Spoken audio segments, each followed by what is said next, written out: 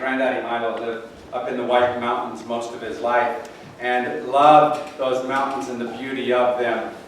And he was a poet, and he wrote a poem that I'd like to share called Ashes and Embers.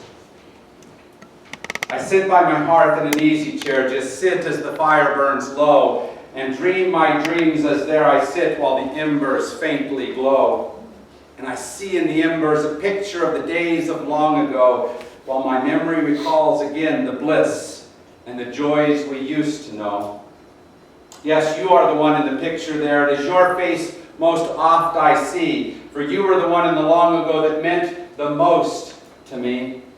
Oft times I recall how long ago you sprawled upon the mat, and together we watched the firelight die while upon the hearth we sat. And I whispered the words you longed to hear, the ones you loved the best, then fondly caressed the golden hair that against my knee was pressed. The flickering embers that faintly glow is the love light in your eyes. For ours was a love that still burns on, a passion that never dies. The world was ours, for you were mine. We drank from life's sweetest cup, for we were young. I was a boy, and you were just a pup.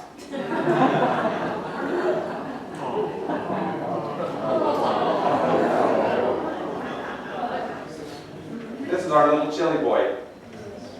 And he holds a pretty special place in our hearts, doesn't he, Joe? He died a couple of years ago, but most of our married life together, he was there as a constant companion for us, and he was one of those who just blessed us in so many ways. St. Francis once said, "Be praised, my Lord, through all your creatures," and this was a praise of God in our life. And don't you have some of those same type of praises? Who is it that has blessed your life? Would you just call out their names? Some of those wonderful animal friends, call out their names.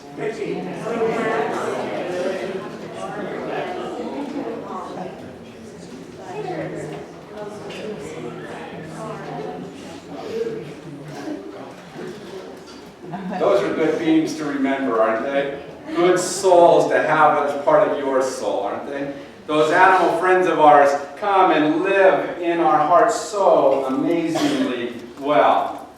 And we had lots of animals growing up connected to us, and then I got to be an adult, and for a while I didn't get to have any, or didn't choose to have any. And then, well, let me just say what Nora Ephron said. She said at one point, "You marry into a certain amount of madness when you marry a person with pets." That madness has been invading my life since. One of the hardest things about letting go of our house up in Glendale that we sold this summer was this is where Tilly was buried, along with a lot of other animals. Coda's out there, and Chelsea, and Granny Boots' dog Pepe's out there, and then a whole bunch of classroom pets like the rats. My wife, for some reason, loves rats as a classroom pet. And there they all were out there in our little pet cemetery in the backyard. And part of what we had to do was say that last goodbye because I guess we could sneak into the backyard, but it's probably a good idea not to at this point. But they remain there in our hearts because they lived in such a wonderful space for us. That's what pets do, don't they? Is they connect us back to something greater than just ourselves because we choose them and they choose us. Because we love them and they love us. They invade these hearts of ours and they open them up to see so much more. And sometimes we think because we're the ones who fill up the water dish, the ones who provide the nice soft thing for them to sleep on, that we're the ones being a blessing to them. And today we come to bless the animals, right? That's what we do in just about an hour.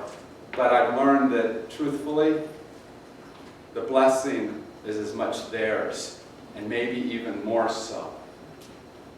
We are blessed by those animals we let into our hearts and into our lives. We are blessed again and again by that. And so today what we do is we come to be thankful. Something we should do all the time, but isn't it good for us to take a special day to be able to say thank you, God, for the ways you have blessed us with these wonderful beings. Daily, we are blessed in so many ways. But it's easy to forget, isn't it? Because they're not always perfect. Chili, for example, love to get into the garbage. Every day. Every day there would be all across that kitchen floor, and we tried putting on child-proof locks, and somehow he got past those. Yeah. He ended up having to get hardware and just click it shut so tight that he couldn't get in there at all. But I'd come home at night, and there the garbage would all be, and there would be Chili's face, and he knew he was guilty. And then those eyes would look at me. And a great theologian, Martin Buber, said this: an animal's eyes have the power to speak a great language. And in those eyes, I saw so much more than just the I'm sorry. So much more than just the I'm mad at you because I got to pick up all this garbage. So much more in those eyes. And that great language that an animal's eyes speak, and that great language that pours out of an animal's heart, that great language that pours out of a relationship between us when we choose to be in relationship with them, it is, I think, the language of heaven. For it speaks things like love and relationship, and tells us about places of contentment and peace that go beyond this moment. And it's lessons about forgiveness and faith. Things that draw us together into something grander than what we, in our highly intellectual, we know-it-all type of positions, sometimes remember. These animals drag us back to basic truth and help us to remember something that we've forgotten. Anatole France once said, "Until one loves an animal, a part of one's soul remains unawakened." Isn't that great? And you've been awakened, haven't you, by those animals in your life? That have somehow loved you, not just wakened in the morning, but wakened in your living. Wakened in the way you are, and the way you act, and who you have, how you look at life, because of who you become through them. And this is true of every animal, even the ones that aren't quite as easy to love. Have you noticed some of them are that way? You have some of them around you. Maybe it's the neighbor's dog that doesn't stop barking. Maybe it's those pack rats. that scorpion. You know, when we used to read that Genesis passage that John read, where it's talked about the cattle and the wild animals and the creepy things. At least that's what I thought it said. It says creeping things, but I thought it said the creepy things, and you know what those creepy things are, don't you? Those ones you don't want to quite have in your house, and you want to reject them, and yet, what did God say about all those animals? Even the creepy things. It is good. Right? And we understand it when we look at Chili, or the ones you named. We understand it in so many places, but some of them are a little harder to think about that way. But as we come back again and again, as we try again and again, as we let them enter into our hearts again and again, I think we will learn more and more about how to live as God wants us to live. There's so many ways that we can let that happen. And the hard part is that sometimes today, the only way we let ourselves be touched by animals are those pets we choose. And they're wonderful pets to be able to have, but how many know that there's a few more animals than just our pets? Did everyone understand that? And I think that sometimes we have to make sure that we intentionally set ourselves into connection with them. Because they're wonderful to love and they are amazing. But every species, as Edward Wilson says, every species is a masterpiece, a creation assembled with extreme care and genius. And we need to go and experience all that genius that's out there. We need to go let that happen to us. And so the first place to do is go to Reed Park Zoo. Go see the animals. Go let all those animals that we may never be able to visit out there, because I don't know if I'll ever go somewhere where there's really an elephant living in the wild. I don't know, but I can experience it there, can't I? Right? And so you need to go to the zoos, but as you go to the zoo, remember that the zoo is the place for animals to study the behavior of human beings. Because they're watching you, aren't they? And they're looking and they're saying, who are these creatures entering into my world? Who are these creatures that are invading what I think is my space? And we think we're being so nice bringing them in. We go and we gawk at them. We say, ooh, that's wonderful. When in reality, you know what we should be doing? Going and learning from them. Who are they? What is it that they know that we don't know? How is it that they look at this life differently and can help me look at life better than what I do? But maybe more important than going to the zoo, go into the wild and experience that same thing. Go into some place where you don't know what that animal is you're going to run into, or if you're going to like it. Go into that space out there where there's not the nice little placards that says, this is a lion. But where you're going to have to experience what a lion is truly like.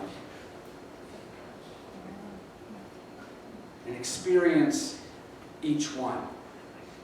Not just nature, but those that inhabit nature. Someone said about St. Francis, St. Francis was not a lover of nature. He never even used the word. What Francis loved were birds, flowers, fire, water, animals, and people. He was interested in the concrete. He loved people, not humanity. Wolves, not wildlife. Christ, not Christianity. What we need to do is we need to we need to insert ourselves into the world where we experience not animals, but this animal. And again, we need to let them touch us. Again and again, we need to come to know them and who their personality is. Not just that they're a horse, but they're Old Goldie, the one that my daddy bought for us when I was 16. And I knew.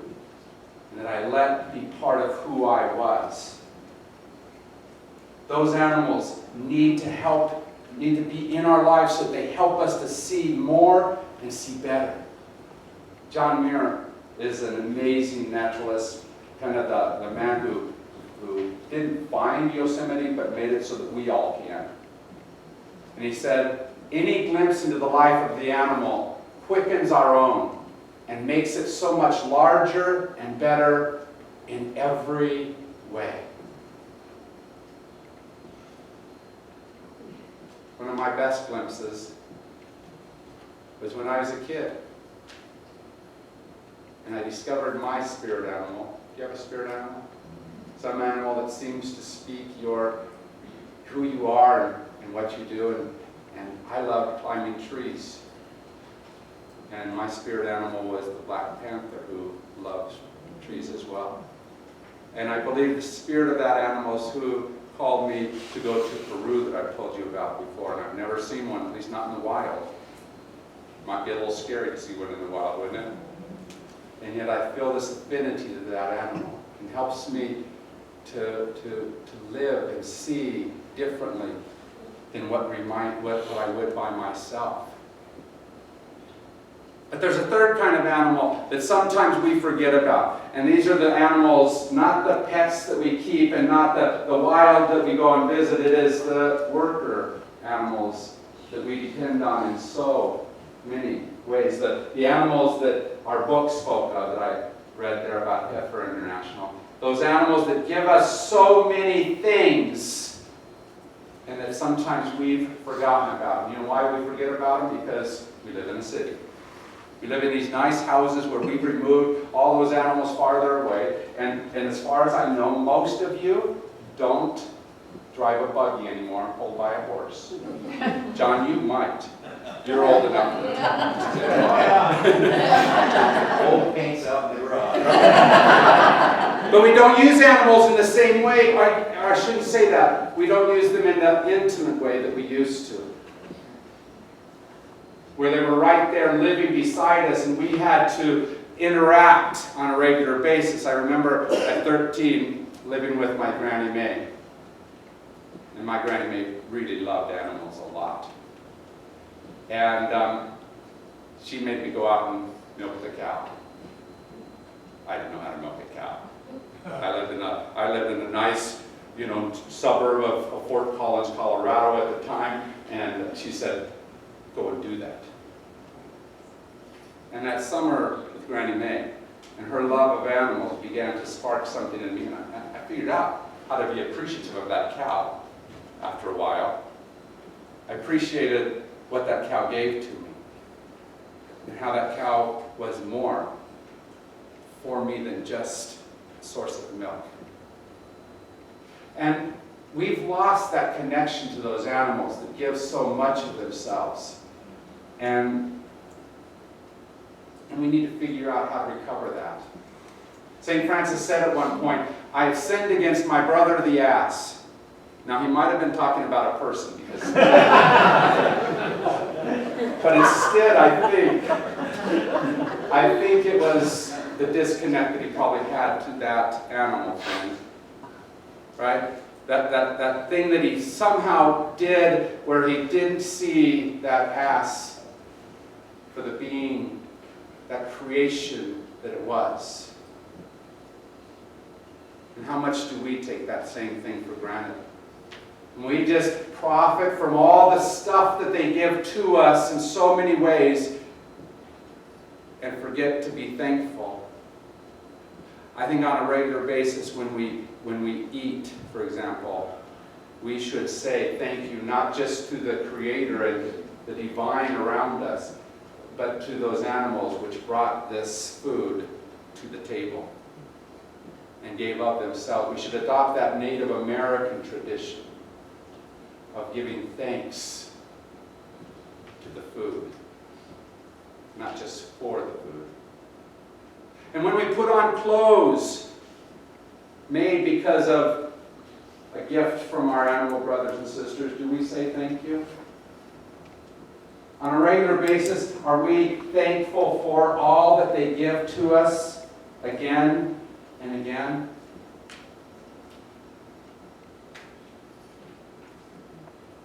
St. Francis said, not to hurt our humble brethren, the animals, is our first duty to them. But to stop there is not enough. We have a higher mission to be of service to them whenever they require it.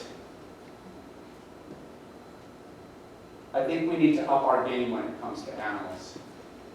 I think we need to figure out how to not just use them, not just to be thankful for them, to be active in helping them. And there's lots of ways to be able to do that.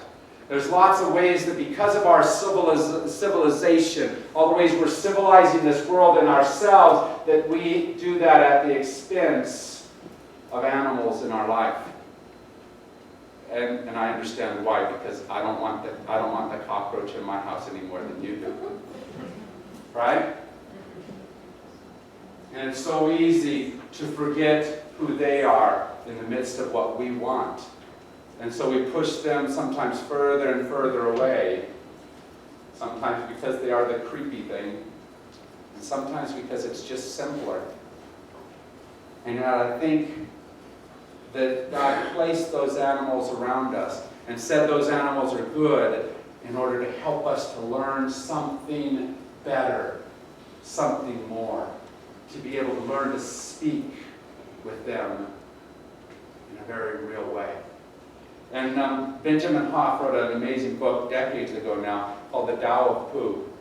And it said, lots of people talk to animals, not many listen. That's the problem. Lots of people talk to animals, not many listen.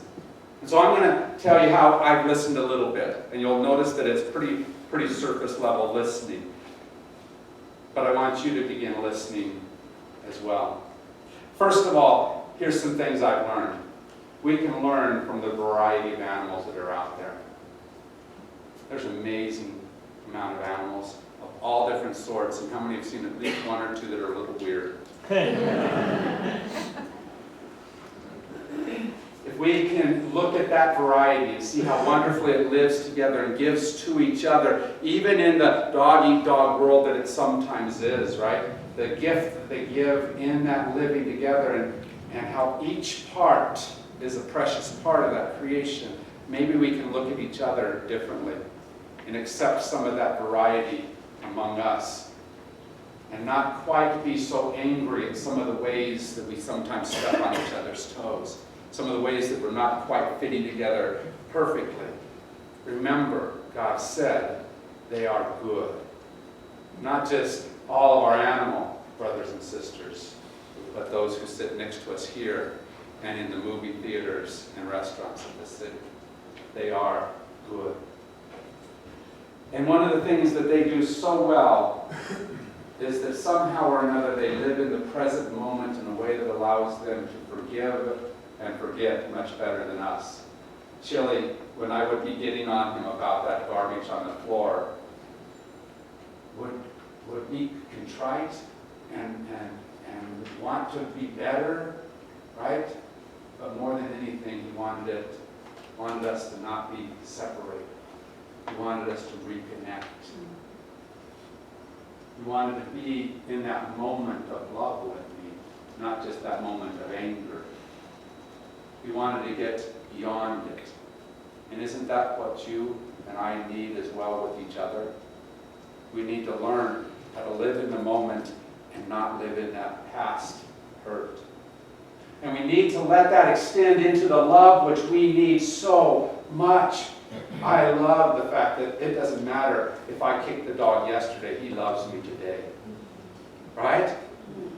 And isn't that true of animals, that somehow they live so wonderfully well in the relationships that are there?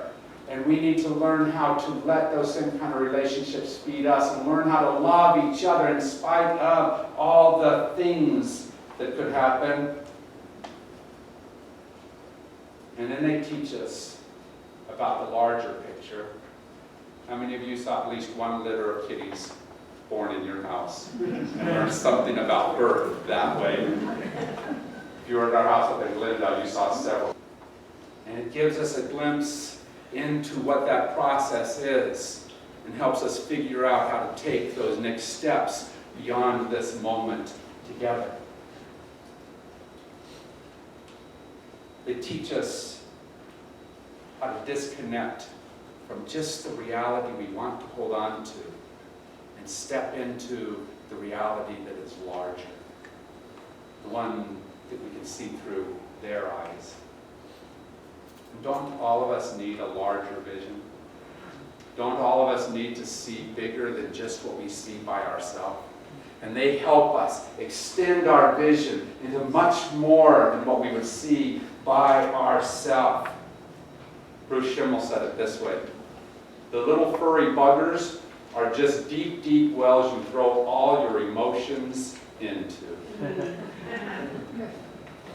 They allow us to see bigger and better. At one point, St. Francis had gone through a difficult time where he was trying to figure out what next and how to go forward. And he'd been doing the stuff he'd been doing, and he had people who were following, and they were going, and they were getting larger as a group, right? And he was confused. And so he went back to Assisi and talked with St. Clare.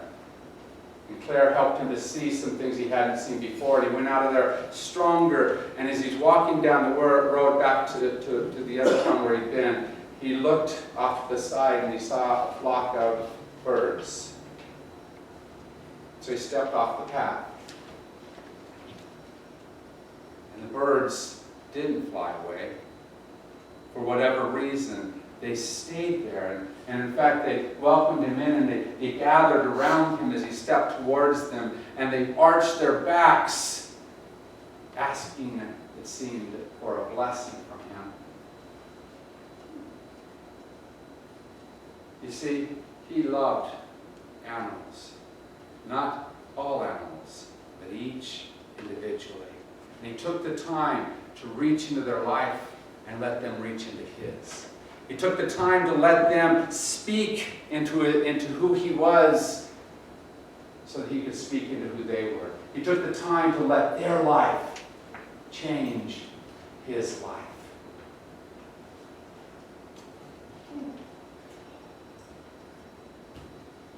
I love that Jesus did essentially the same thing with a whole bunch of motley crew.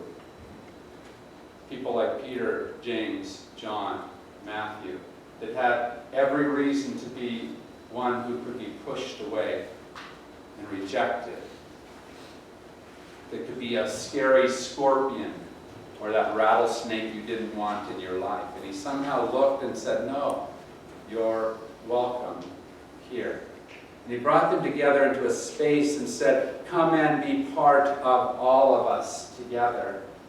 And how many know that at least one of you, or one of the people around you, kind of like a rattlesnake sometimes? Kind of scary in some ways. Kind of, I don't know if I like that animal or not. And yet, Christ called them together and said, no, you're wonderful. Every single one of you. Come together and receive the grand vision of all of us. Every one of us. Took bread, blessed it and broke it, and gave it to those wonderful motley disciples. Said, all of you are loved. Remind each other of this. Every time we come together, remind each other of this. Forgive each other when you make all the mistakes you're going to make. Keep forgiving each other. Keep choosing relationship. Will my servers please come forward?